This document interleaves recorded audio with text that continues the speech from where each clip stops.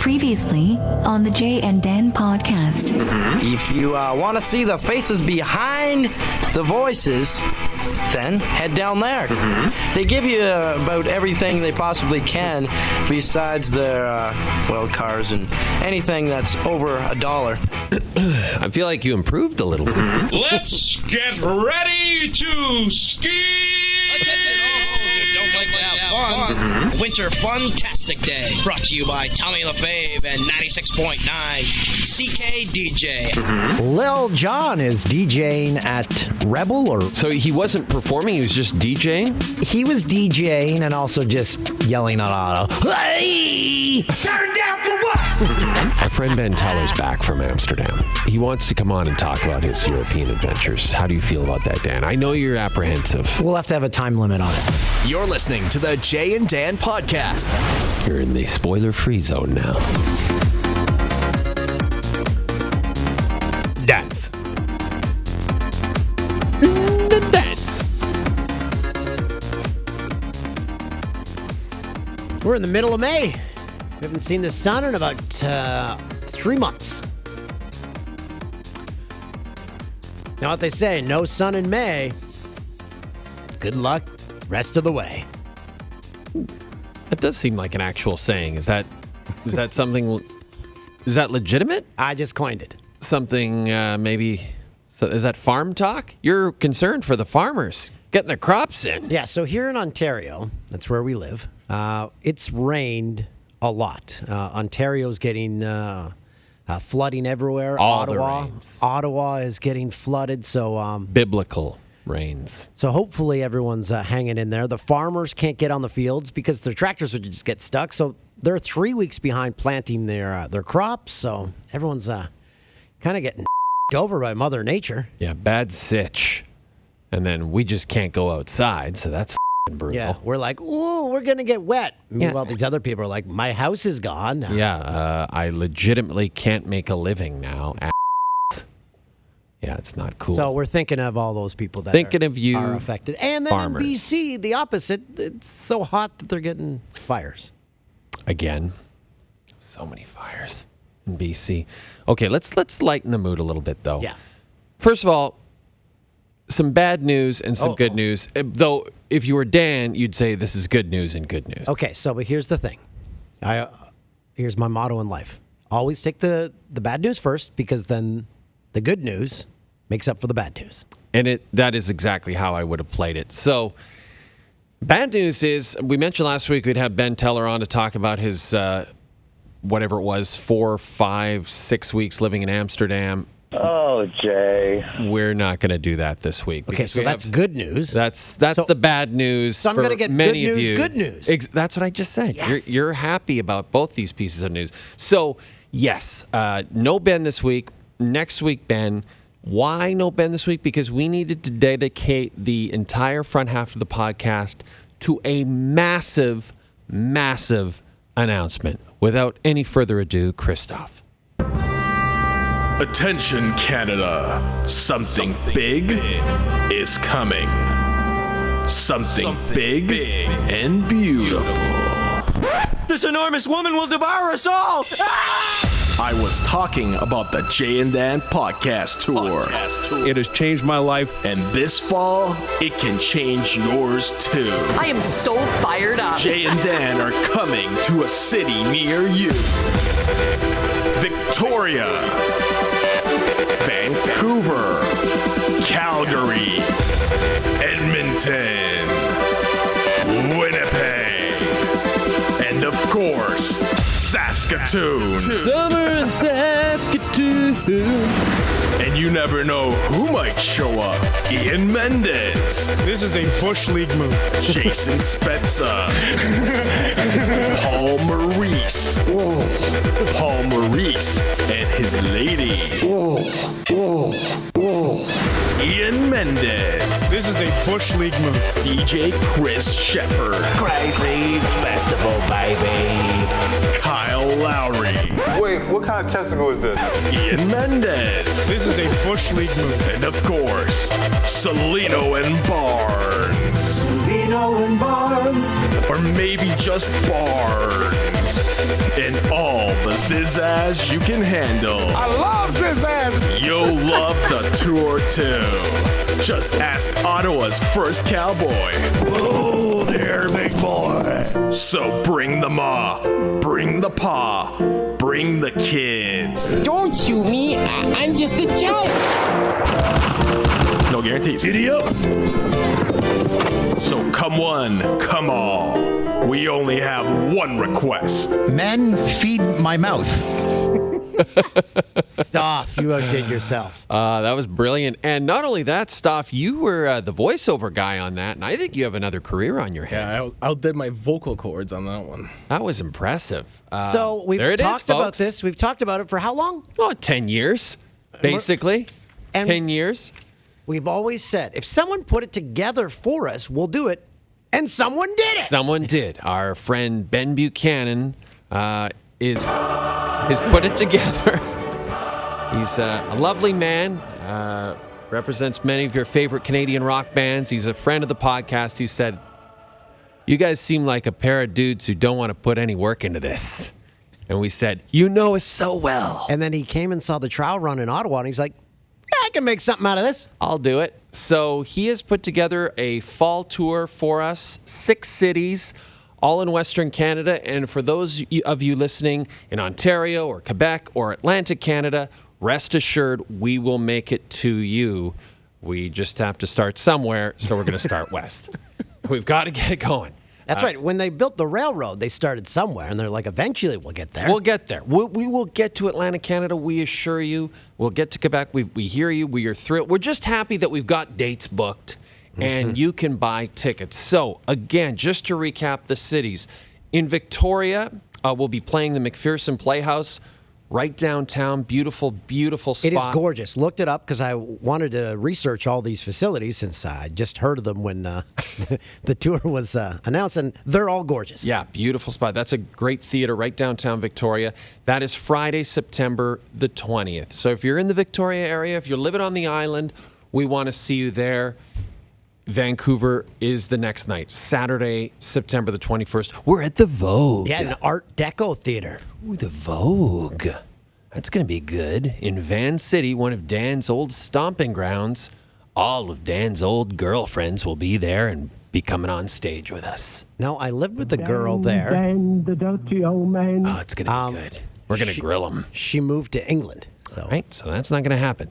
Then, October 4th, that's a Friday as well, we're in Calgary at the Bella Concert Hall. That's at Mount Royal University's campus. Mount Royal has a broadcasting program, so we just assume the entire broadcasting program will be there, in addition to everyone else in Calgary, including Hawk and Lube. Here's the thing about all the dates. They're babysitter compatible. They're on a weekend. All weekends. All Fridays weekends. and Saturdays. We aren't booking you on a Tuesday or Wednesday because we want you to go out and have some cocktails. Yes. Have a night away from the kids. Have some cocktails before you show up. Maybe get have a night, rowdy. Have a night where you create new kids. Yeah. I'm just a child. Afterwards, have sex and think of Dan. Imagine Dan as you're penetrating your partner or being penetrated. Okay. Saturday, October the 5th. Edmonton, Alberta, at the beautiful Meyer Horowitz Theater. This is one of the nicest theaters in Edmonton. I was talking to our mutual friend Reed Wilkins, who's the pre- and post-game host on 630 CHED, Edmonton Oilers Radio, and he pointed out that the Hip used to play the Meyer Horowitz like twice a year back in the day. So think about that. We're playing a Hip venue. That's incredible. Connor McDavid will probably be there. Very likely all the Oilers and Ken Holland will be in attendance. Keith Gretzky. Keith Gretzky will be relegated to the balcony. Then, November the 1st, also a Friday, we're in one of our favorite cities in the country, Saskatoon, Saskatchewan, on Broadway at the legendary Broadway Theater. And is that theater right next to the diner we went to and had those great milkshakes? Right across the street from the Broadway Diner. Exactly. Everybody in Saskatoon knows where that is. We expect that to sell out big time. And then, to wrap up the 6-city fall tour, the 10th anniversary tour, it's November the 2nd, the Saturday following the Saskatoon date. It is Winnipeg, Manitoba at the Garrick. I'm looking forward to that. Going to have lots of pals from Winnipeg there. I assume Burton Cummings will come in from Moose Jaw to hang out with us. It's going to be amazing. And here's what you can expect when you purchase your ticket. You're going to have a lot of laughs. You're going to be there with like-minded people. It's a very good vibe.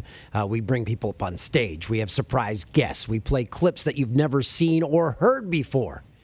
And Stoff is there. He treats it like a podcast. Christoph will be on stage with us. And he drops bites in there, and then we get into the sound bites that we play. We talk about your town, and it's very very inside baseball. Inside baseball, but fun. Yes. The best part of the one we did in Ottawa was the fact that we Skyped in engineer Jim, and as soon as Jim appeared on the big screen, the whole place went bananas. Mm-hmm. So you can expect that at every stop, we will very likely Skype in one of your favorite Jay and Dan podcast regulars. That's right. And very likely, one of those 6 stops will feature an appearance from Ben Teller. Mm. And that's when Dan will jump through this giant screen and try to tear Ben apart. I'm so happy. Only to realize that Ben is not actually there. I had a question about the Calgary Edmonton. Yes. October 4th, October 5th, in order. Edmonton first? Calgary first. Okay, so are we making the drive from Calgary to Edmonton? It's a good question. We could stop in Red Deer at the A&W. You, me, and Stoff, that'd be a fun road trip. That'd be a podcast right there. He's never been to Red Deer. I mean, Stoff? I have not. No. That would be pretty good. We'll have to work on the logistics. Maybe someone will drive us. Someone from the podcast on the Friday in Calgary will drive us to Edmonton for the podcast on Saturday. Hey, if you have an RV, even better. Perfect. We'll just sleep in it. Well, RVs are great because you can cook food while you're driving. I know you're not supposed to, but you can. You can. Okay, a couple other things. You're saying, where do I get tickets? Each individual stop has their own ticket link. So, for instance, if you are buying tickets to the Bella Concert Hall date in Calgary on October the 4th, Mount Royal University, mru.ca/Jay and Dan.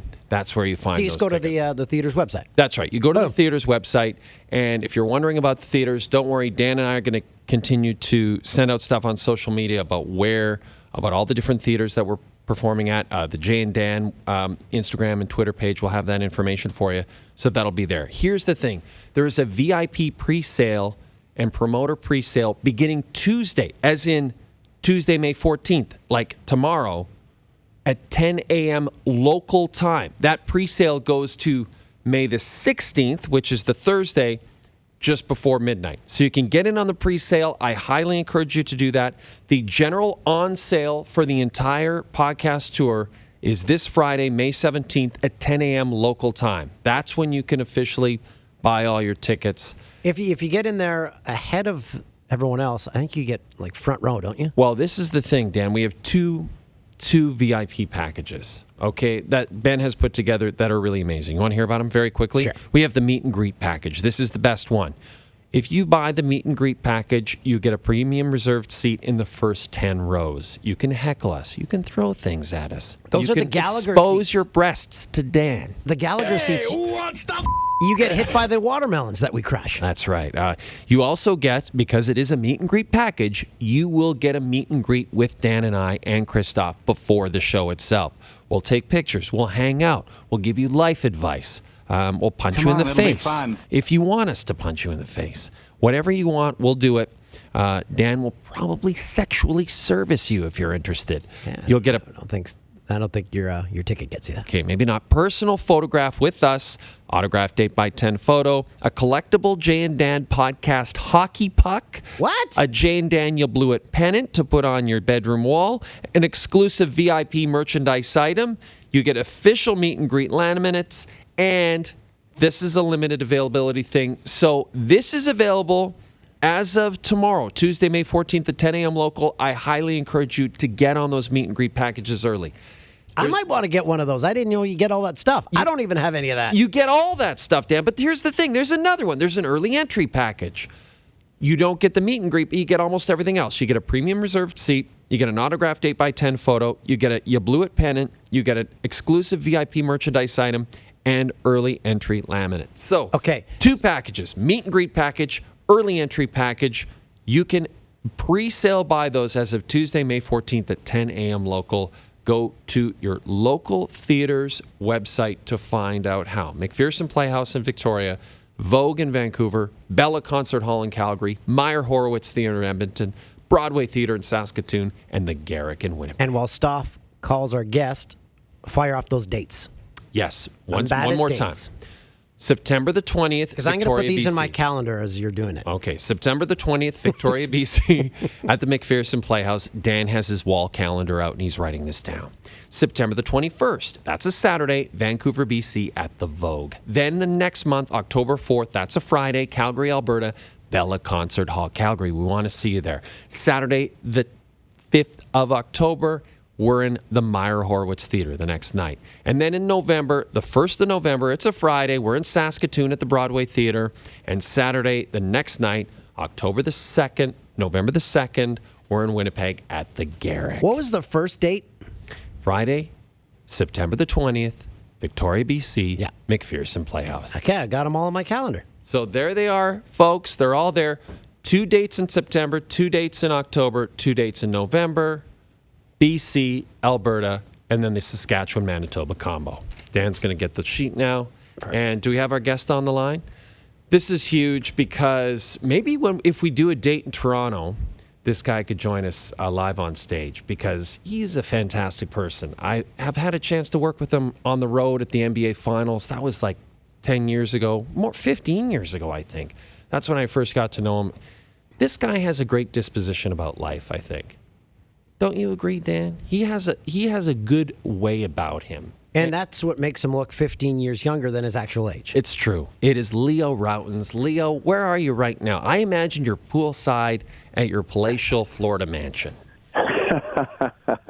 No, I'm in Toronto, hanging out with my boys and getting ready to head to Milwaukee tomorrow. All right. And by the way, that youthful look, it's pretty simple, guys. Makeup and a girdle. So Leo, we talked to you and Jack after the Kawhi shot, after the Game 7 win, and you guys were on a high because you were in the building. You sucked in all that energy. Have you come down yet? Yeah, I tell you what, it's been hard simply because you just can't get away from it now. I mean, if I go outside, go grab a bite, do anything, everybody, the whole city is just talking about the shot, the win, Kawhi, you name it. So it's pretty crazy. And, I think right now, I know personally, I'm just trying to kind of reprogram right now and I'll start focusing in a little bit on Milwaukee, the next series. But man, it was just so much fun last night. It was a great night for the city and for basketball in this country. I have a theory, and I think you will agree with me because you're obviously a basketball guy. I have a theory that I've been promoting all week, Leo, that Kawhi Leonard is the greatest athlete in the history of Toronto sports. The greatest professional athlete in the history of Toronto sports. Because he's obviously the greatest Raptor. All due respect to Vince. Vince didn't play defense like Kawhi. And, I mean, Roberto Alomar, Roy Halladay, you could obviously make an amazing case they're Hall of Famers. The Leafs have had some great players, but the Leafs never had like a Gretzky or a Lemieux, a superstar like that, whereas Kawhi is that guy now. You can make the argument he's top 3, top 5 player in the NBA right now. Curious about your thoughts about that. Well, I said that when the Raptors got him in the trade. I said that if he's healthy and he's able to get back to who he was prior to being injured last season, that in my mind he's a top 1, 2, 3 player.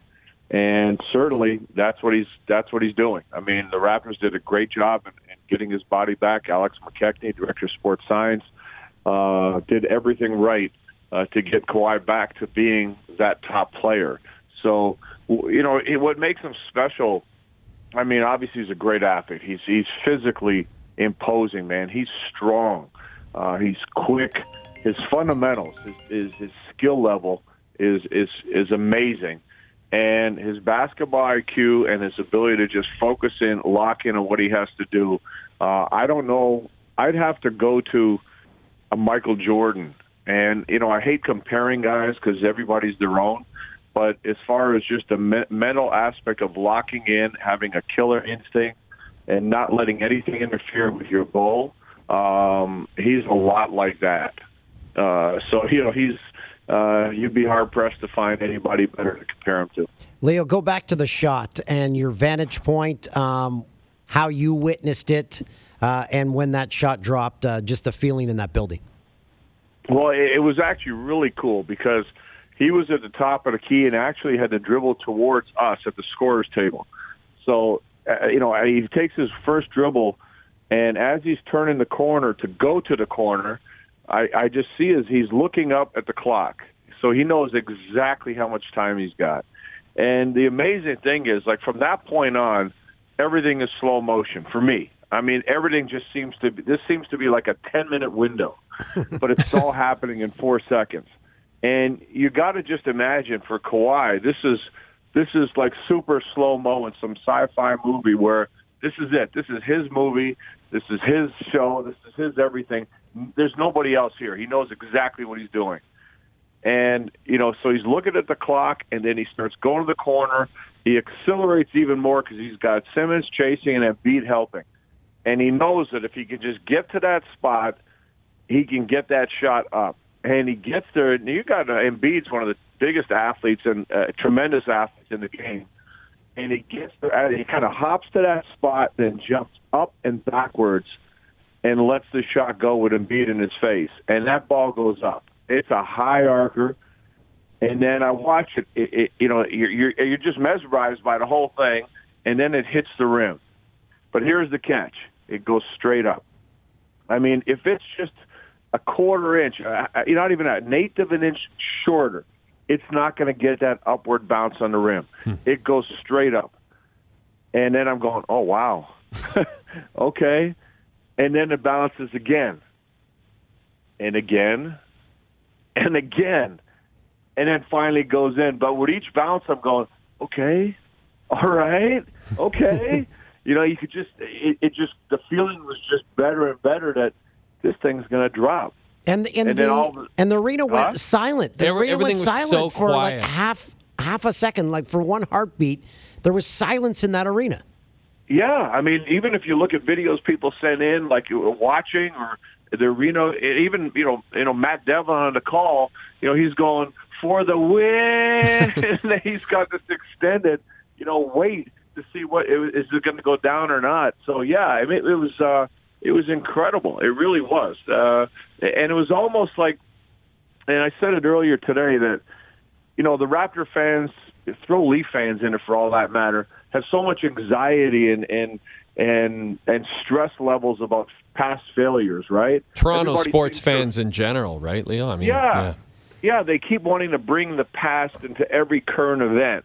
Well, it was almost like that 4 seconds and then that ball bouncing was 1995 to now.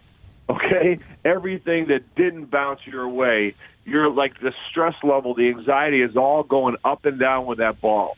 And when that ball goes through the net, it's like, yes, it's like it's gone, it's done, we did this. So you just got the feeling that it's almost, like everything just kind of, it was a huge inhale and then a massive exhale. Leo, I know everyone's talking about this too, the whether Kawhi will stay at the end of the year. So at the beginning of the season, it almost seemed like a lot of Raptor fans had just sort of resignated the fact that this guy's here for a year and that's what we're getting him for. It seemed like a lot of people just assumed he was not going to stay. As this team has continued to have success throughout the year, it's sort of like, well, maybe we got a chance to keep him. Maybe we do. I guess my question for you is, Leo, being around the team so much, being around the building so much, have you had an indication as the season has gone on and as this successful playoff run has continued that maybe he has started to warm up to the idea of staying? I'll be honest. I don't have any more insight into what's going on in his head than anybody else. But I would say this. I thought if the Raptors have success this season, and so far so good, that's going to be a big selling point. I think Kawhi likes his teammates. I think he likes his coaches. And this environment has been really, really good for him.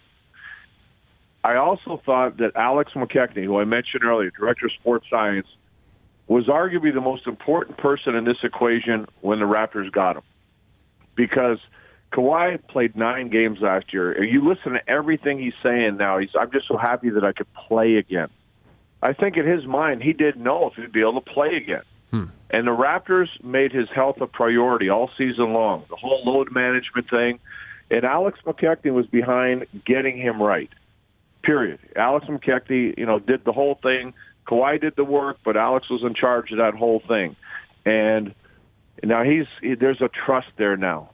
And the fact that he's back, the fact that he's a top 3 guy, Alex has a lot to do with that, and the entire medical staff. And that's huge. And then you have 2 other factors. Toronto is a great city. It may not have all the sun of California, but you play 41 games at home. You travel around the NBA all season long, and there's plenty of time to get home when you want to get home. And then the last part is the Raptors can pay him, $50 million more? That's a small incentive, I think. Yeah, and when you add it all up, to me, it's a pretty nice picture. And I think the Raptors are in the mix. I'd be shocked. If they're not. I saw a great tweet today. Someone sent out. They said, "Tell me your thoughts on this." Said a friend of mine works at the Bay. Says Kawhi came in today and while making a purchase was asked if he wanted to sign up for an HSBC card. He said yes. Nobody says yes. He's staying.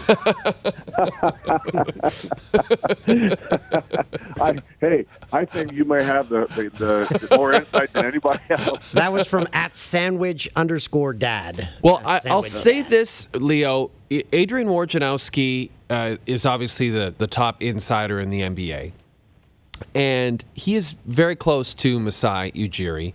And a couple of weeks ago, he seemed to indicate that Kawhi was warming up to the idea of staying. So to me, that's the only thing I've heard all season that makes me think, oh, okay, if he's saying that, then that's coming either directly from Masai or possibly from Kawhi's agent, or who knows where it's coming from. But if Woj is saying it, Woj just doesn't throw that stuff out there.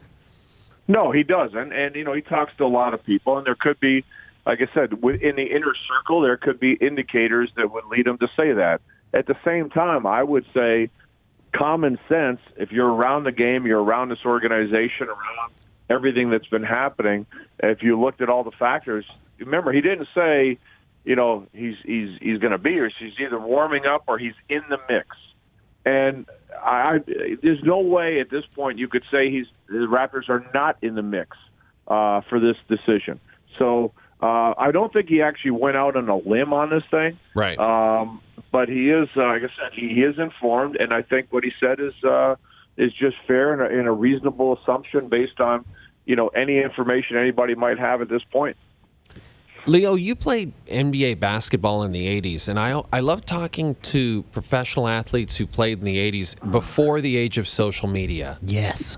And I just think, Leo, would you have been in a lot of trouble, Leo? Would your teammates have been in a lot of trouble? It's so much harder for guys now, I think, because they can't even really go out anymore without fear of a camera phone in their face. Yeah, I think a smartphone might have been bad for me, to be honest. Those cameras and video, that might have been tough. But, yeah, it's a different world. But I give these guys credit. They've adapted to this world pretty well. I think they're on their guard, which is kind of sad, too. You got to remember, a lot of these guys are fairly young guys. And, we were able to kind of live and have fun and do some crazy things and not worrying about who's filming everything you're doing.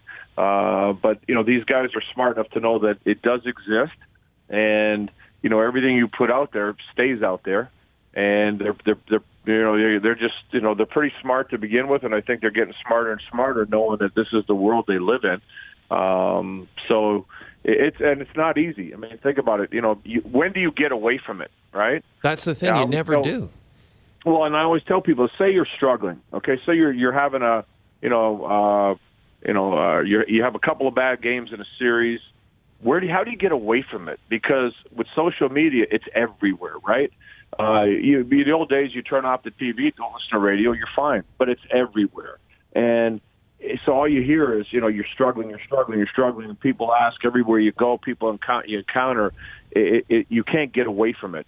And that makes it that much harder to stay level-headed, get out of a funk. You can't just, retrain your head when all this is going on.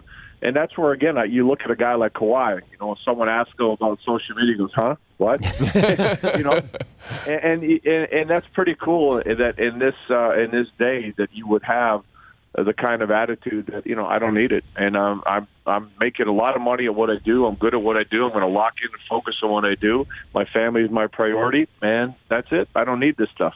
Let's get into the series with the Bucks. And first off, I want to ask about the city of Milwaukee, because Jay and I, we did an event. I don't know, we were in Regina or Saskatoon. We ran into some guy who used to be an executive. He says, I lived there a few years, and he loved it. We're basing our opinion off of what one guy said about Milwaukee. What's Milwaukee like as a city, first off? Well, okay, let me say, remember when the Raptors played the Cavaliers in the Eastern Conference Finals? Mm-hmm. Yes. And so that was like end of May, similar timing.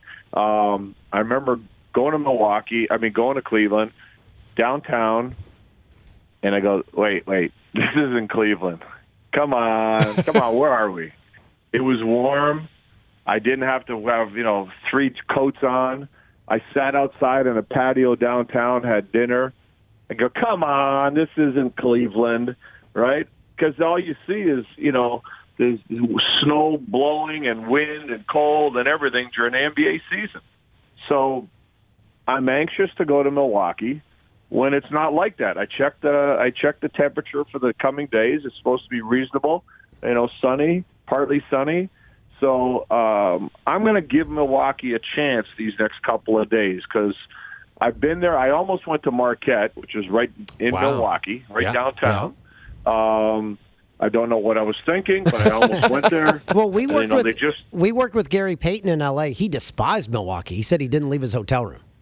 Yeah, I mean, it's not my favorite place. I'm going to be honest with you. It's like Jack might like it because there's a brewery on every corner, but for me, who prefers red wine, it's there's like the downtown. We live in Toronto. It's such a vibrant, fun downtown. That's not Milwaukee.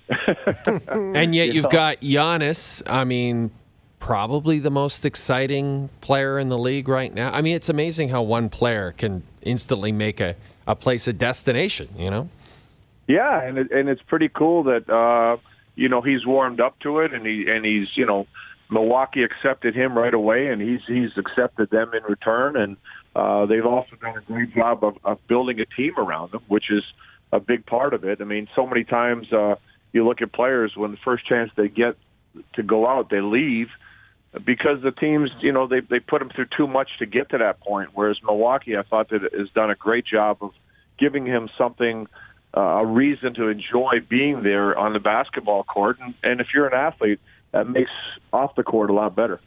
Well, Leo, we're going to let you go and enjoy some of that delicious red wine that you love because you've been very generous with your time. But I just want to say, still love following you on social media. Every morning you post something, you have your coffee, you post something very positive. So I love your outlook on life, and I'm really enjoying you and Jack together. You guys are so funny because you're similar ages, and you have... No, I'm 3 years older than Jack. I know. I didn't want to say that. It's one of the great mysteries of life, how that could be. but the thing with Jack that amazes me is he's in his 50s, but the music he listens to, the things he likes to do, and it's the like energy he has. It's like he's 100 years old, though. Oh, no, but the energy he has. He's an old soul. That's a good way to put it. Yeah, absolutely. Yeah, and I remember, I'll never forget when Jack turned 40, right? And he says, he's going to turn 40. I'm like, hey, come on, man, seriously, how old are you? he goes, no, I'm turning 40. I go, no, seriously, Jack, stop screwing around. How old are you? Right? and because I was 43, and I'm going, there's no way this dude is 40, right? and so it's just funny, and like I said, no disrespect intended, but I couldn't believe it. And but Jack, he's an old soul, and he loves he loves all the old stuff, and it's kind of cool. It's just that we got kind of a different mix of guys, and it makes it interesting because everybody's kind of got a little different outlook, different look, different everything, and we have a lot of fun together. What's it like traveling with Rod Black? Because he owns every town he goes to, right? That's true. He has the keys to every town. Hey, I'll tell you a great story if you got time. When we started doing the NBA, right? So I was hired, and then there was still looking for the play-by-play guy. And, talked to some different people and so forth, and all of a sudden they say to me, hey, well, what do you think about Rod Black? I go, Rod Black? Well, wait a minute. Figure skating, 80% female audience. Yeah, Rod Black, yes. Yeah. And first of all, I love Rod as a broadcaster, right? And then it's just like he's Mr. Canada. So everywhere you'd go, like, everybody's talking to people. I go, yes, this is the guy. This is my guy right here. And we've had so much fun. I mean, Rod and I we did the first Raptor game, first win at the Sky Dome together. We've been doing stuff for years, and he's just a blast. And like I said, you work with a guy like, Ron, you work with a guy like Matt, you're talking about, the best in the business. So it's just so much fun. And you guys have you can tell it's like a cliche, but it's more enjoyable to watch broadcasters who clearly like each other, because there's some who don't. And it shows, and it's obvious that you guys get along well. And I'm always amazed when TNT does a Raptors game. Charles always shouts out you and Rod. Like he's very specific about mentioning his good friends Rod Black and Leo Rautins. Well, there's a couple of factors here. Number one, Rod's one of his boys, and they hang out, they have fun together, and Rod actually spent his honeymoon with Charles Barkley. How about that one? And then on my end, I mean, the guy owes me. Let's be clear here, okay? The Sixers had to trade me to sign Charles. So I keep telling him, and there's 10% somewhere in that, 100, 200 million he's made. There's 10% in there for me. And I think what he's doing is just trying to buffer that whole thing by saying, hey, we'll hang out, we'll get together, we'll have a couple of drinks, just to get away from that payment, if you know what I mean. Oh yeah, he's an interesting guy too. Right? He's a wonderful guy. I tell you what, he's very opinionated, and he says things right off the cuff, which I think he's very funny. But I'll tell you, he's one of the nicest, most generous people you'll ever meet, ever. He's not standoffish. He welcomes everybody that crosses his path. It's hard to find a more genuine, open, and honest superstar, if you want to call him that, than Charles. And think of, if you're Charles Barkley, you've transcended the sport right now as a broadcaster, and literally the whole world knows who he is. So he can't go anywhere without being recognized. So to still maintain that sort of warm, welcoming nature is pretty impressive in itself. Oh yeah, I mean, I've been out, in bars or restaurants where, athletes, stars just kind of, very aloof. They stand off by themselves.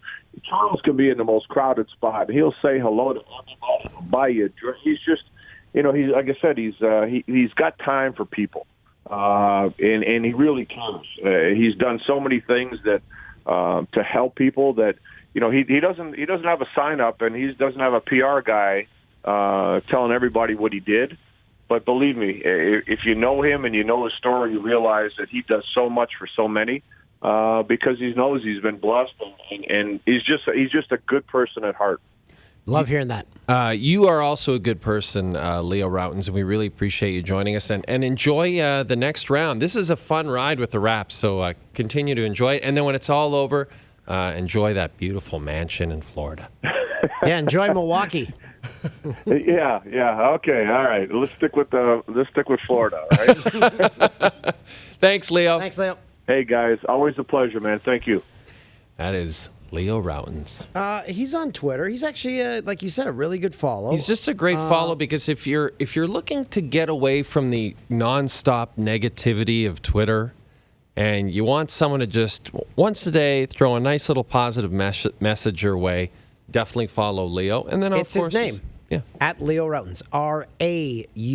Rautins. He's just the best. He kind of took me under his wing.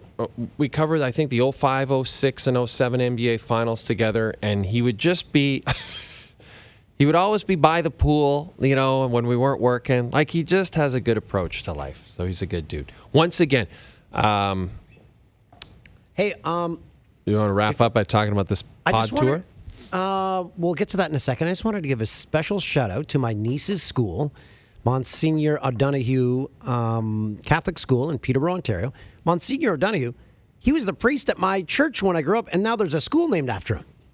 Looks like he pulled it off.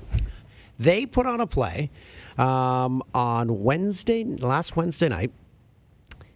I didn't know what to expect. I knew my niece was not in the play, and I was like, okay, I guess I'll still go to support her. It was amazing. It was called Ahead by a Century. They did the entire play based on hip songs and Gord Downie songs, and they told the story about the residential schools. In a Catholic school, they told the story where the nuns were like the evil, bad people, and they did this in a Catholic school. So I just wanted to give them a shout out. Did they write this play? No, I guess...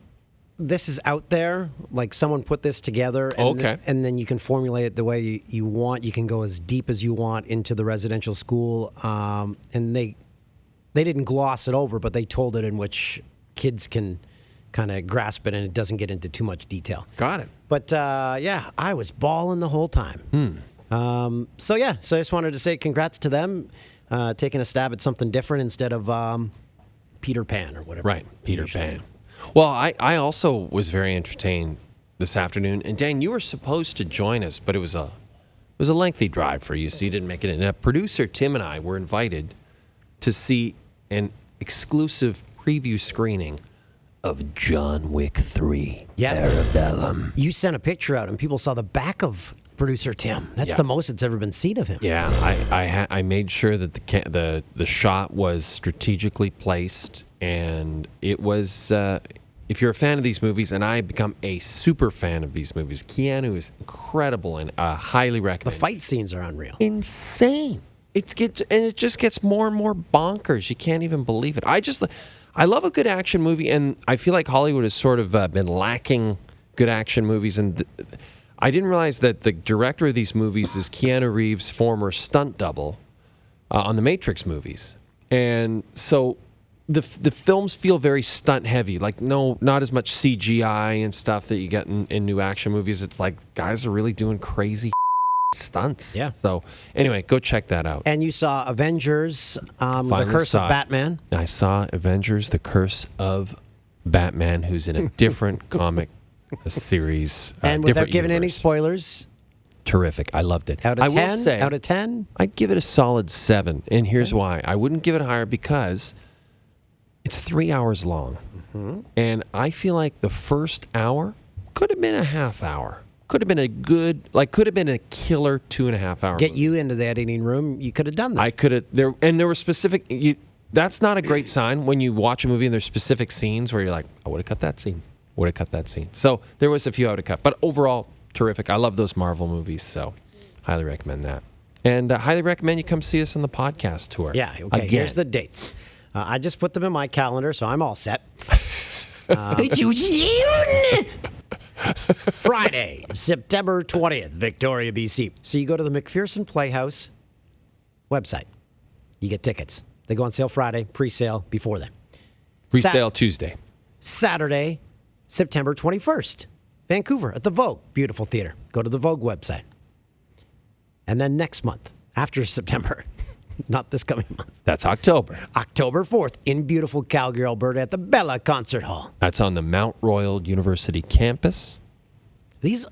All these theaters are stunning. Yeah, beautiful theaters. I thought we were going to be, didn't know. You thought we'd be playing... like street corners. Yeah. Well, maybe we will. And 30 years from now. Edmonton, Alberta, the night after Calgary. That's October 5th at the Meyer Horowitz Theater. That's downtown Edmonton. It's a beautiful theater. And Connor McDavid has already said he's going to be there. He will be in attendance. The following month, November 1st, Saskatoon, Broadway Theater. That could be a very fun night. All of these are going to be fun nights. It's going to be basically a wild time. And we want you guys to be there with us because this has been 10 years. As we pointed out, as of June 1st will be our 10-year anniversary of the Jay and Dan podcast. And this is our gift to you, the listeners. We want you to come see us live. Come hang out. And then the last stop on the Western Tour is Winnipeg, Manitoba. I almost said Winnipeg, Alberta. Winnipeg, Manitoba at the Garrick. And that is November 2nd. Yes. And again, you can go to all those individual theaters' websites and find tickets to come see us. Presale starts 10 a.m. Tuesday, May 14th. That's tomorrow. And general on sale is this Friday at 10 a.m. in your local markets. I'm hoping we survive this tour. We might not. This could be the end. No, we have to so that we can go to Atlantic Canada and Quebec and Ontario. I think we should finish the podcast by playing Christoph's promo again because it was just so good. Yeah, let's go out on that. See you next week. Attention, Canada. Something big is coming. Something big and beautiful. This enormous woman will devour us all! I was talking about the Jay and Dan podcast tour.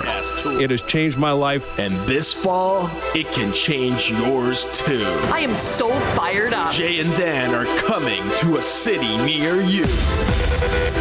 Victoria, Vancouver, Calgary, Edmonton, Winnipeg, and of course, Saskatoon. Summer in Saskatoon.